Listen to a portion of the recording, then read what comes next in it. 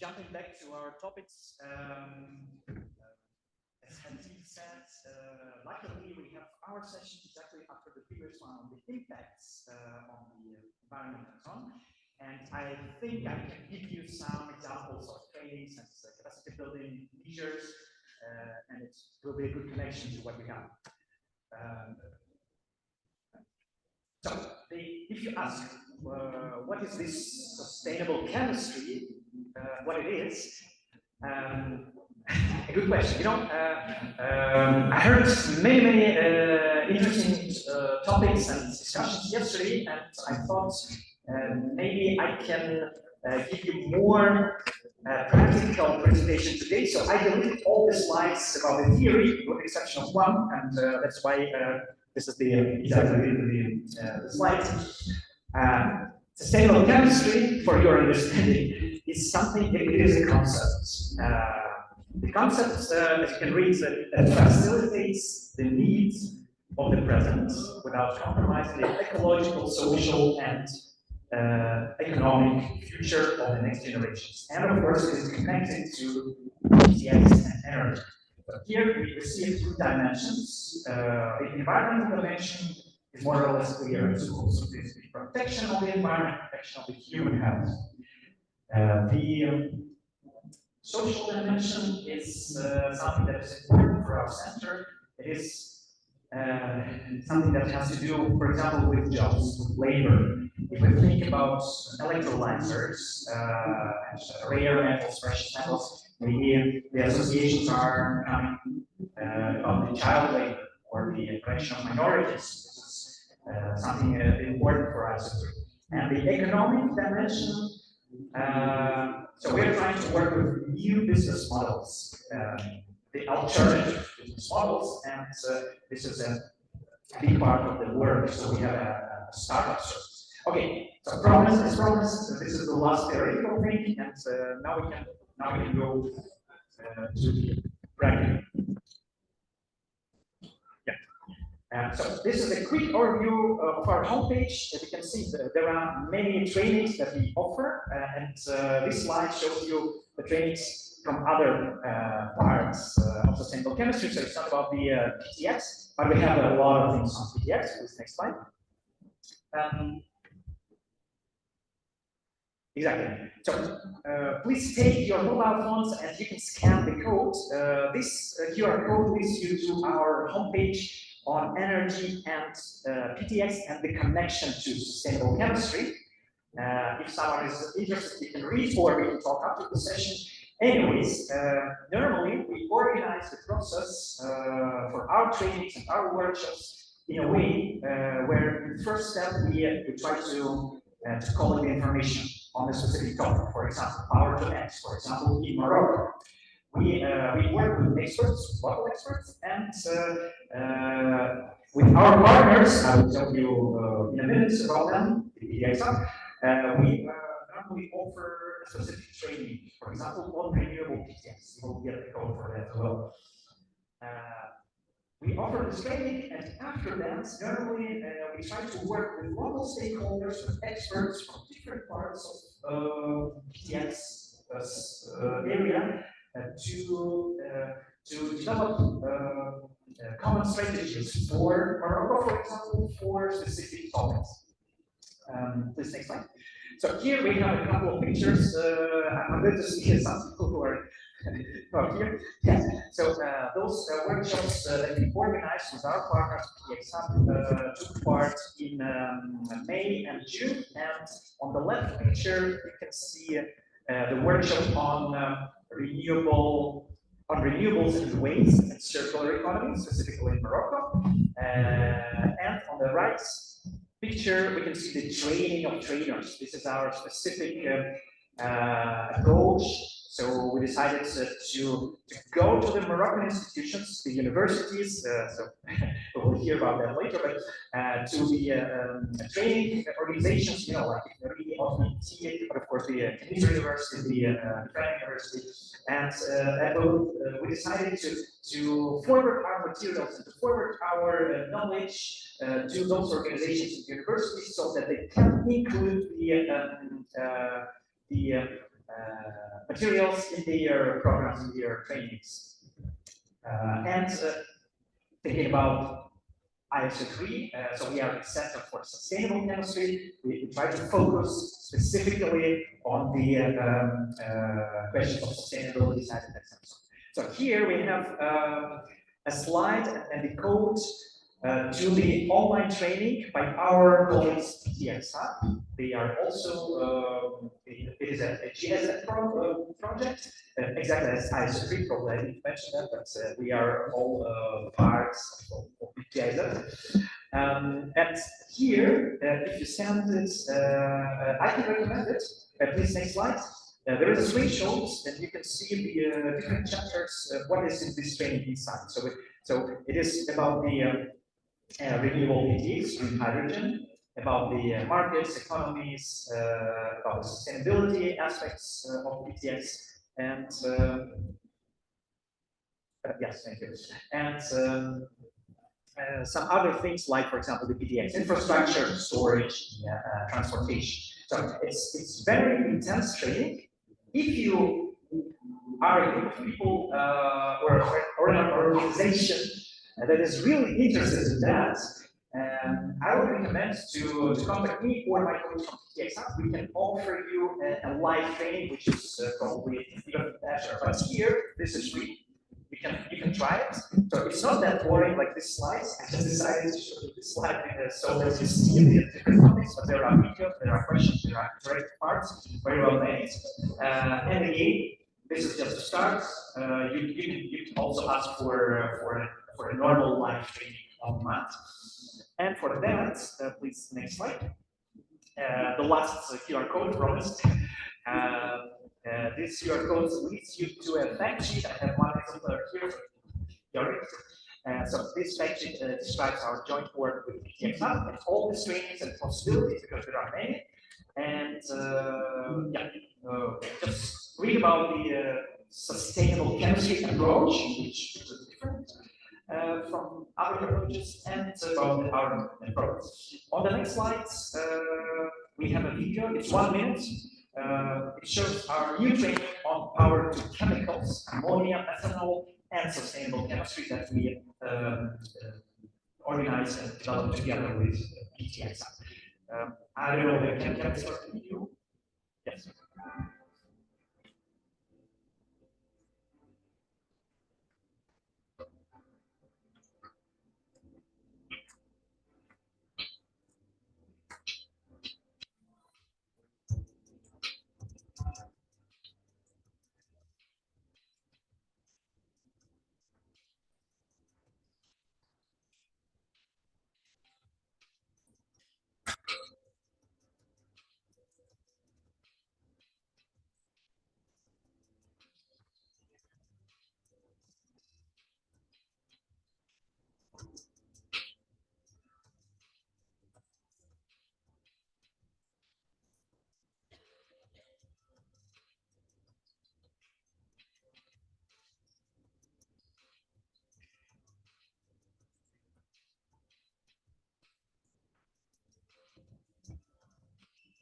Real goals, former goals. I did that one. So with that, I'm really going to give my words to Hatim and. Thank you so much, Oleg. I think that was very practical. That was very practical, and I encourage everyone to have a look at the website and visit. And if you have any question, feel free, please, to ask Oleg. And of course, we will share the slide with all of you. Now I will invite Mr. AL-MAJEED for the second presentation.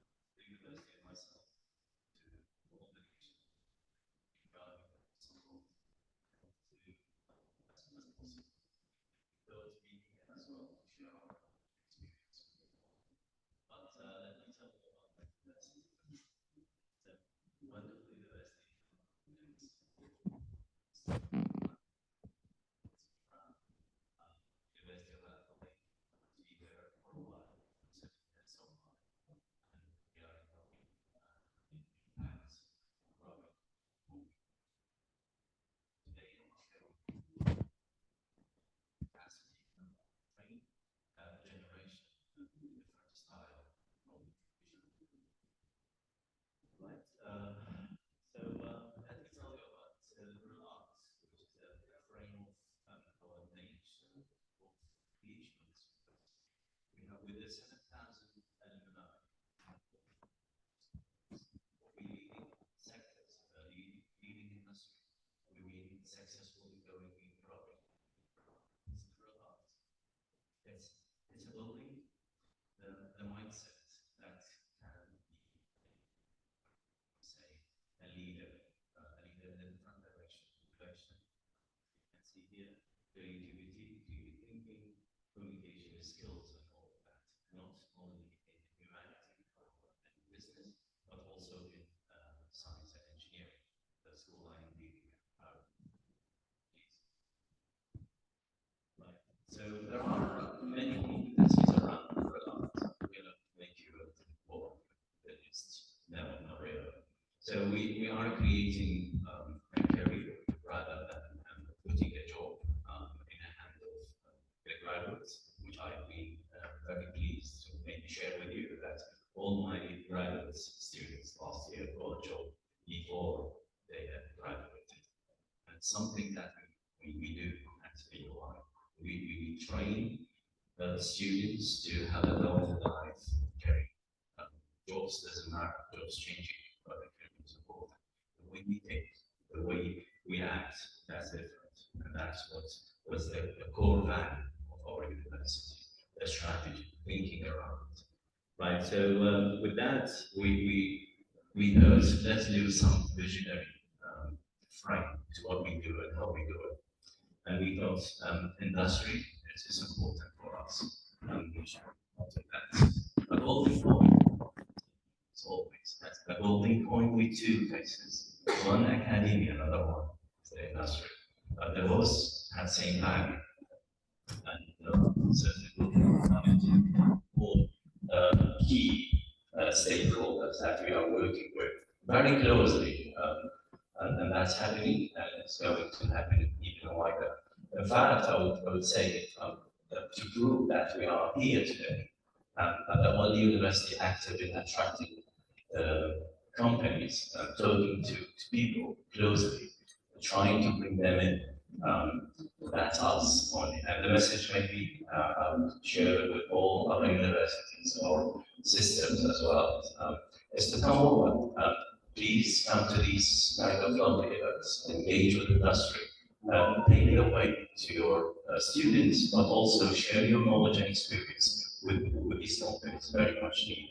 So these are our stakeholders, but the capacity building is not only a word. Capacity building, it has many different faces, and those going through the skills, the knowledge, the development, support, coaching, and collaboration. All of these has been nicely built into our curriculum. Well, the core curriculum and the extracurricular, both together, line by line, side by side. We very much agile how to adapt to the needs, to industrial needs, all the way. And with that,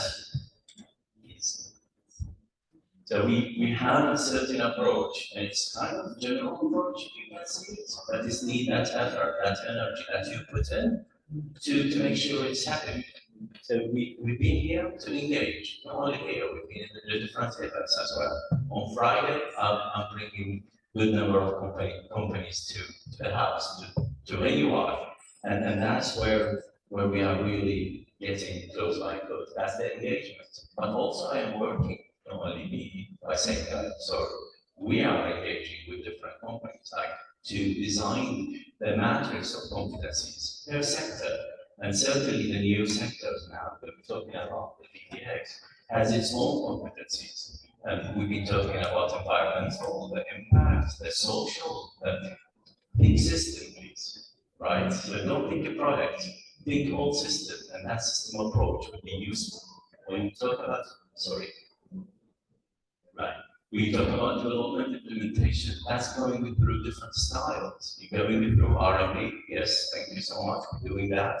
We do have hands-on. We do have the industries coming for those who are developing these skills in-house, but also we go and share that kind of knowledge and experience into the companies. And that's why we have a very nice term, what we call it AUI at industry and industry at AUI. Both sides that's coming through. And And the final one, maybe, work value, is to evaluate what's going on and how we are going to build on the next stage. This is very important. Thank you. Right, so long story short, this is your homework, and I will do quiz in 5 minutes. Have a look. However, don't worry, no quizzes. I can't do it, what we expect. So building for a long-term kind of thing that we would like to see. We really design and redesign and continue to design to match the needs, and that's important. We are not into only one sector, but certainly PTX is one of them. We've been indifferent and will continue to cover the majority of the needs. And the country has many needs. It's not only nationally, by the way, we talk about even internationally. Morocco being one of the first supporting international needs. And I've been to different companies and I've seen our graduates leading that kind of innovative approach to support this. Now, open up with industry and for industry. That's what's one of the things I would love to see. See, that's okay. They need to upskill their staff. Yes, are we up to that? Possibly yes, but also working with the right industry. I'm sharing that we are already working together with KSISSOU on developing that. We have the trainers who well-trained faculty, professors in that area. But we're also thinking impact, and impact is something that we are very keen to add value to it, not only as academia with industry working side by side, but we work with the community. We create jobs for others. We develop the mindset that can create jobs. And with that, I will close it. But don't forget, you will have a quiz later. Right? Thank you.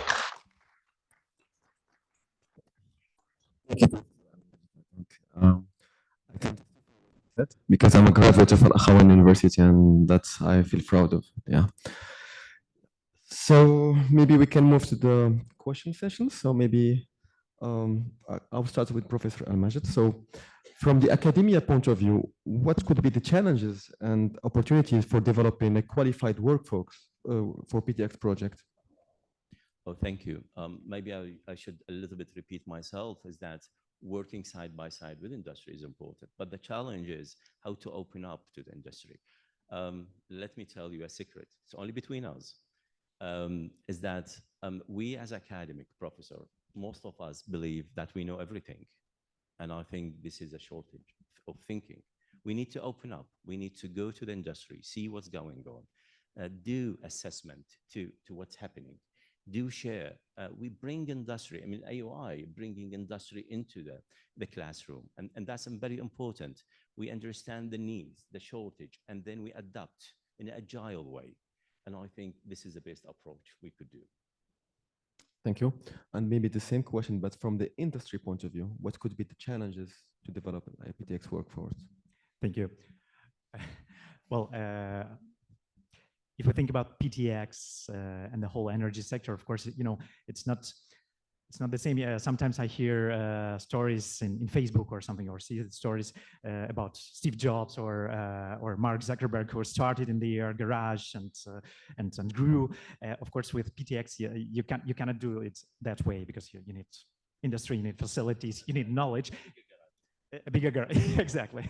And that's why I would say, yes, definitely the real education is important. This is the base. But for the industry, sometimes the managers, or maybe if we think about the other side, the policymakers, sometimes they also do not have this education. And that's why programs like vocational programs or specific trainings are important. So trainings not for the technicians, but for all others.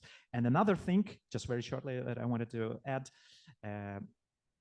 this whole market, this whole sector is growing so rapidly, and you cannot follow it. You always need to be up to date, and that's why, again, so some additional courses, maybe a second education or something, it's important for the people working there. Yeah, I think that's you touch upon the main challenge, because as you mentioned, that hydrogen is changing rapidly. So imagine we are coming up with a training, and in 2 years this training will be old because technology is changing. Because up to date we can say that hydrogen, there is no one answer to the how to transport hydrogen, how to store it. So that's a key challenge that we really need to try to find solution, flexible and resilient. And maybe one question also for Professor Al-Majed. So how can PTX training program be tailored for the specific needs of different stakeholders, be it the like research institution, academia, policymakers? And that's also a challenge because you have several stakeholders. Oh, thank you. Well, it's very complicated though. To be honest, academia in a traditional way, it's a very bureaucratic. And it's to change a program, it's a story and very long story. However, we do different. Again, I'm not selling the university here, but I'm telling you what we do different. We do extracurricular, and extracurricular is very much agile to what we do with industry, with that revolutionary kind of industrial revolutionary aspects. So we are tailing them the extracurricular in that regard. That's one. And also we are adapting them, what we call it micro-credential. And we're building on a stock of credits. And that's very much interesting. It's a new method that we adapt courses offered by companies like GIZ into our program. So since we started, for example, developing our faculty in that area, some of this material being already integrated into certain courses. So this is how you're going to be agile. This is how you're going to quickly move into that direction. And I believe the work we do with different companies, mention it, IBM, for example, as a partner, we do even a minor and a major in that area. So we are working with closely with industry to tailoring these programs in a way can fit. I understand no one size fit all, but what we were trying to do in here is to build the fundamental knowledge to start with, and that will be framed by the extracurricular to add value. We would like to reduce the training aspects when the graduates go to the company. So we are saving their money as well as giving them the right skills and competencies as early as possible. And maybe that's why we've been successful to have most of our graduates employed before even they graduate. Definitely. Maybe one question for Oleg. I think you showed us some nice training. So what are the best practices or lesson learned from this initiative? Well, Professor just mentioned very famous but very important term, no one fits all solutions, and this is probably the main learning. KSISSOU has been working with different countries, and yeah, we see something that is working. I know in Latin America and Chile, it's probably not one-to-one transferable to Morocco. Main learnings, well, I have an example. I gave you the QR code, you can read it, but just in one sentence.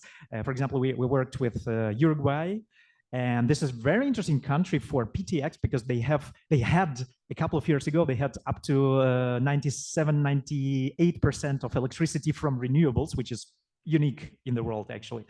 And of course they have a very specific experience, and this is something a country from which other countries also can learn, but again, it's not one-to-one. For example, now they have a pilot project for buses that are driven by hydrogen, but I'm not sure if the distances are comparable in the countries. Well, this is one thing. And another, well, I just mentioned that in my presentation already. Important is, Professor, you also told that important is to tailor, so to say, specific needs. And that's why, for example, we have also our cooperation. We try to run after this new rapid developments and to integrate them in the trainings, or, for example, in the curricula. That way, we have a common new way of knowledge, of learning. Definitely. Maybe we can give the floor to the audience for any questions. If there are any questions about the online available material or the, yeah. Okay.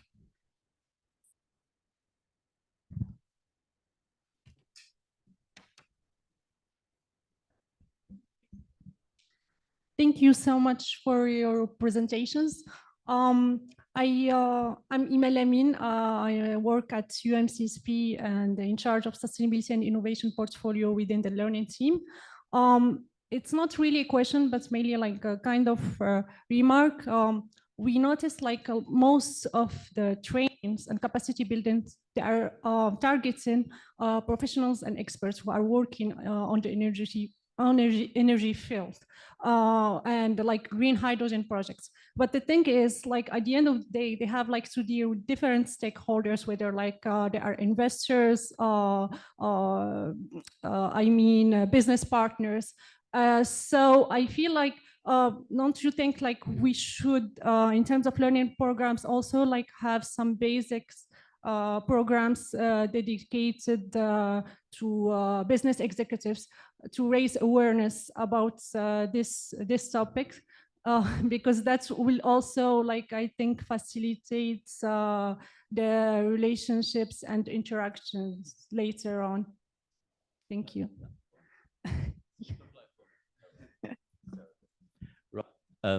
Yeah, sure.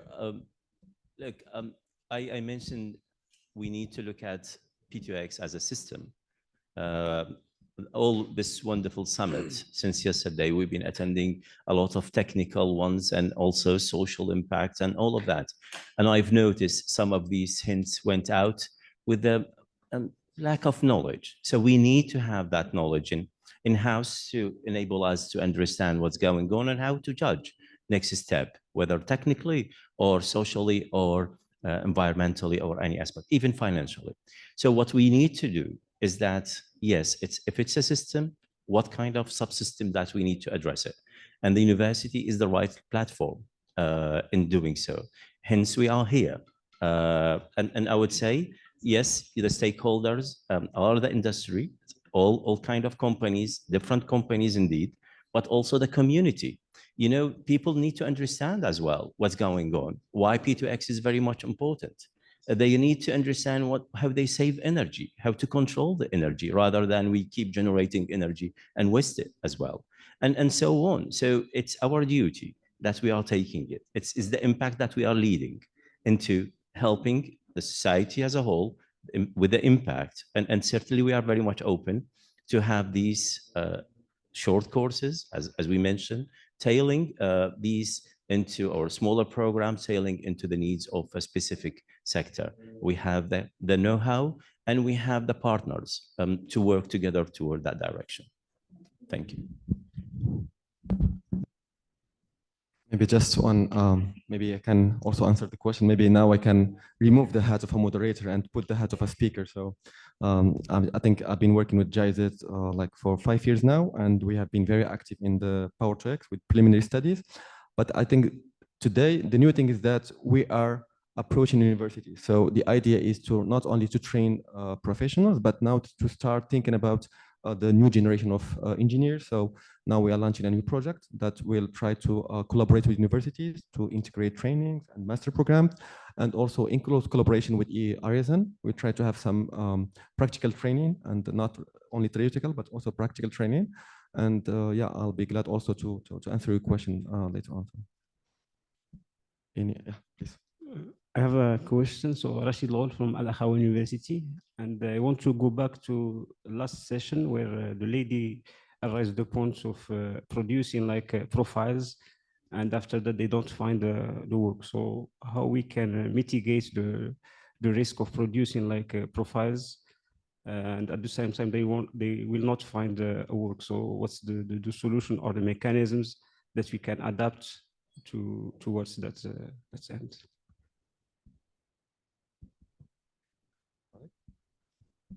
I'm sorry, which profiles?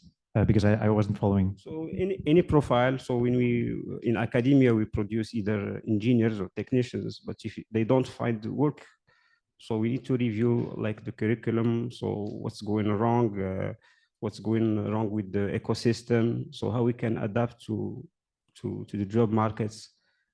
So we need to consider that while preparing like the curriculum. It's a common problem, and the lady did arise that before.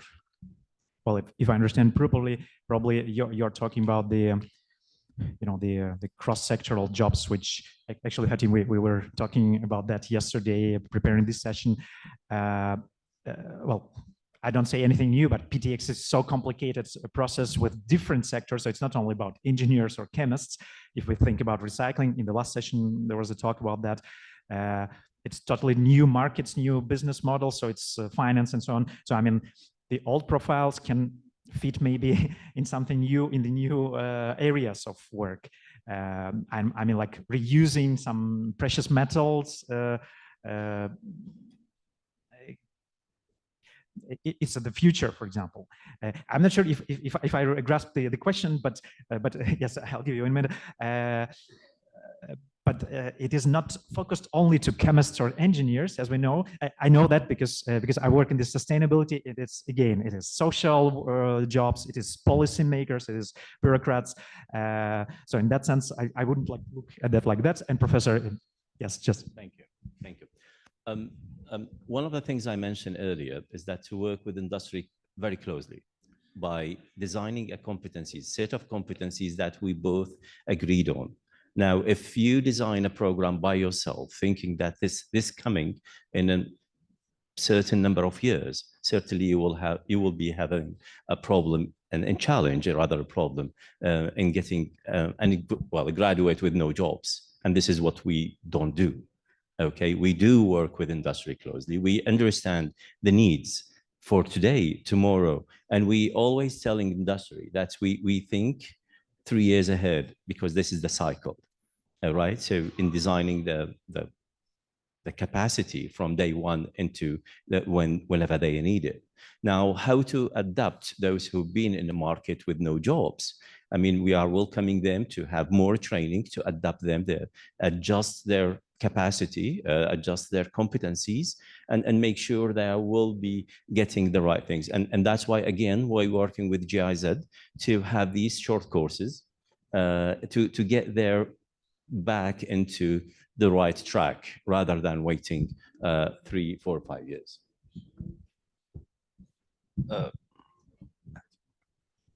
It's on the same point. Okay. If I may add, thank you, Sirul, for the question. Din Al-Majid mentioned the mindset that AUI creates, in a sense, which is graduates who are able to adapt to new opportunities. So we have graduates who are in the business school and now are working in a completely different field. So this liberal arts approach basically mitigates this issue of jobs that don't exist yet and how can people get into them. We do give a trade to students, but what we equip them with is the ability to adapt, to learn new things, and to get into what is new and state of the art. So I don't think our graduates do not have an issue in adapting and entering new markets, but people with only a job, as Dr. Al-Majid mentioned, might have that issue. And if the mindset is there to be a lifelong learner, to get into the trainings, to get into a new market, I think that should not be an issue. Definitely. Just the mindset. And maybe another argument is that when Oleg mentioned that Power-to-X is very complicated, I would say, in fact, if you try to see the different value chains from production to transport, storage, and end use, I mean, I think we already have the technology or the knowledge for each value chain, but now what is complicated is combining all the value chain, and that we need people to understand the whole value chain. That's the challenge. But I think if we take every single value chain, I think for production of renewable electricity, we already have engineers for that, for transport, for storage. But now the main challenge is to try to understand the whole value chain and to combine all the knowledge. And also to go back to your question, I think that the training should also be aligned with the vision of Morocco. So that's because if we speak about Power-to-X and all the derivatives, it could be methanol, it could be ammonia. At the end, you have to select what is appropriate for your country. That's why we need to wait a little bit for the offer of Morocco to see what is in there, and then we can come up with this interesting training. Yeah, maybe one question.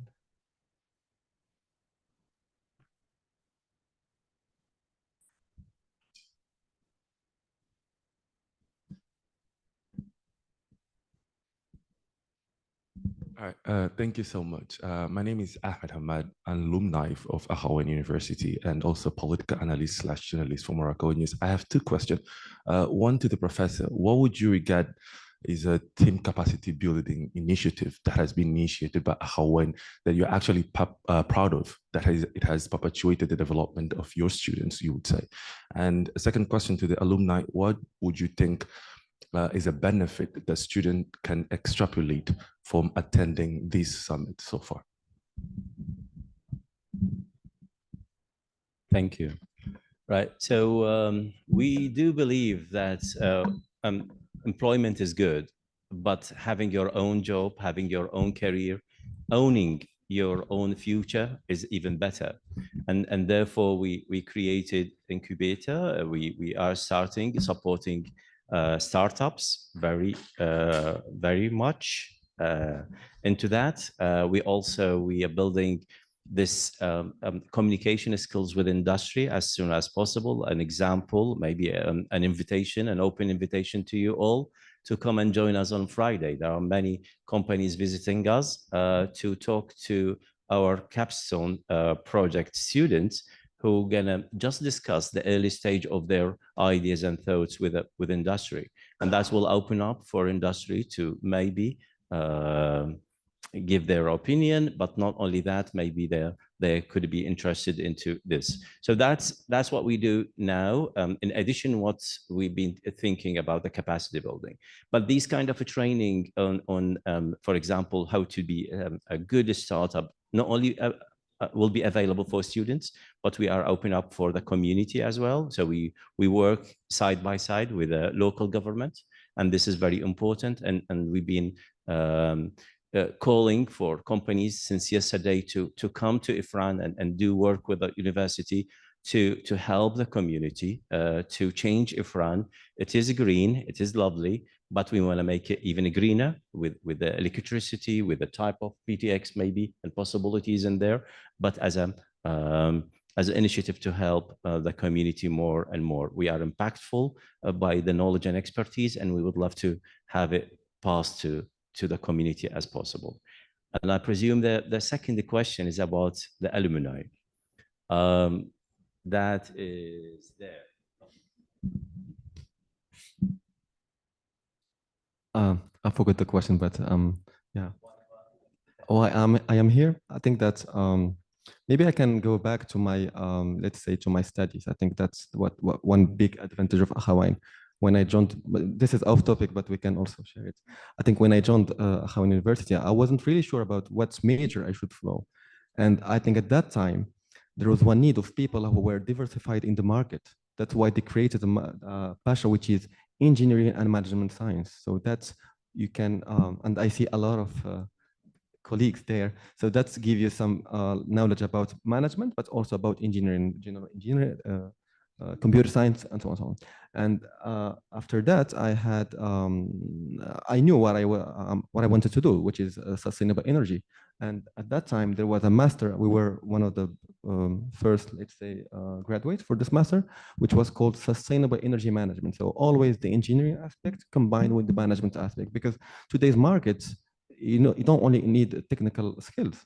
Everybody can acquire technical skills, but you need also management skills. And this is what AUI offers. So this is not marketing for AUI, but this is a reality. With this, I can conclude this nice and interesting panel. And I would like to thank deeply Wasima for organizing the panel, and also my dear distinguished guests, Mr. Oleg and Professor Salah. Thank you so much.